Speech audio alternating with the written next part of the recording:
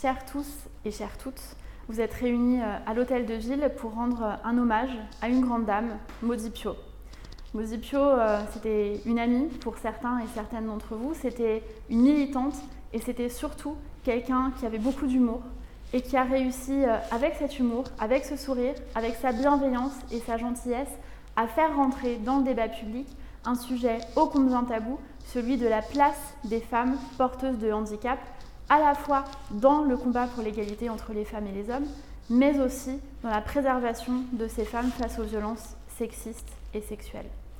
Nous avons eu l'occasion, réunis tous ensemble, il y a quelques mois, au secrétariat d'État chargé de l'égalité entre les femmes et les hommes, de rendre un hommage appuyé et commun à Maudy Piot au cours d'un instant de silence et de recueillement à sa mémoire. Pour toutes celles et pour tous ceux qui la connaissaient, Maudy Piot, c'était une femme extrêmement déterminée qui nous a transmis en quelque sorte un certain nombre de combats qu'elle nous a demandé à toutes et tous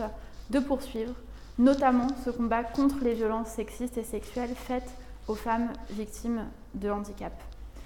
C'est pour cette raison que nous avons décidé d'en faire un sujet important, un sujet croisé. Je travaille là-dessus avec ma collègue Sophie Cluzel, qui est secrétaire d'État aux personnes handicapées, rattachée comme moi auprès du Premier ministre. Et ensemble, main dans la main, nous œuvrons tous les jours pour protéger davantage les femmes handicapées victimes de ces violences sexistes et sexuelles, et puis pour y apporter des réponses et des solutions. Et à cet égard, je vous adresse mes salutations personnelles, mais aussi un message de soutien pour toutes les proches, pour tous les amis, pour le mari de Maudy Piot et pour l'ensemble de celles qui sont mobilisées avec Femmes pour le dire, Femmes pour agir, de ma part et de la part de l'ensemble du gouvernement.